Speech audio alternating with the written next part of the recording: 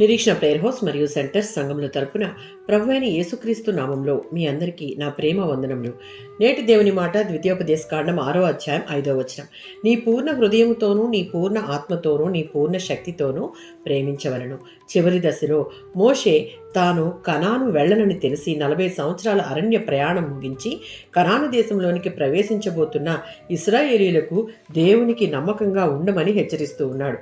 5వ వచనంలో అత్యంత ప్రాముఖ్యమైన ఆజ్ఞలలో ఒకటి, ప్రభువైన యేసుక్రీస్తు కూడా దీనినే అత్యంత గొప్ప ఆజ్ఞగా పేర్కొన్నారు. మత్తయి సువార్త 22వ అధ్యాయం 37-38 వచనాలలో క్రొత్త నిబంధనలో క్రీస్తు నీ దేవుడైన ప్రభువును నీ పూర్ణ హృదయముతోనూ నీ పూర్ణ ఆత్మతోనూ నీ పూర్ణ మనసుతోనూ ప్రేమించుము అని చెప్తూ ఇది మొదటిది మరియు గొప్ప ఆజ్ఞగా ఇక్కడ పేర్కొన్నారు.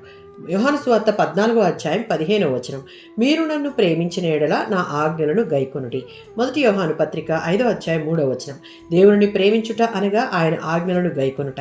ప్రేమ అనేది మాటలలో కాకుండా దేవునికి అన్ని విషయాలలో అన్ని సమయాలలో విధేయత చూపించడం ద్వారా దేవుని ఎడల మనకున్న ప్రేమను తెలియపరిచినట్లు అవుతుంది. యెహోషువ గ్రంథం 22వ అధ్యాయం 5వ వచనంలో యెహోషువ కూడా ఇశ్రాయేలీయులను దేవునిని ప్రేమించి ఆయన చిత్తంలో ఏర్పరిచిన మార్గాల్లో నడవమని వారిని హెచ్చరిస్తూ ఉండడం చూడవచ్చు.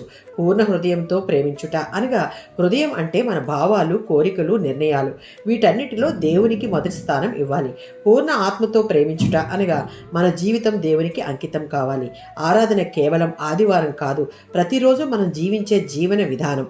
పూర్ణ బలంతో ప్రేమించుట అనగా మన సమయాన్ని, శక్తిని, ప్రతిభను, సంపద అన్నీ దేవుని మహిమ కోసం ఉపయోగిస్తూ దేవునికి ప్రతిదినం లోబడుతూ ప్రేమించే వారంగా మనం ఉండాలి. ఆమేన్.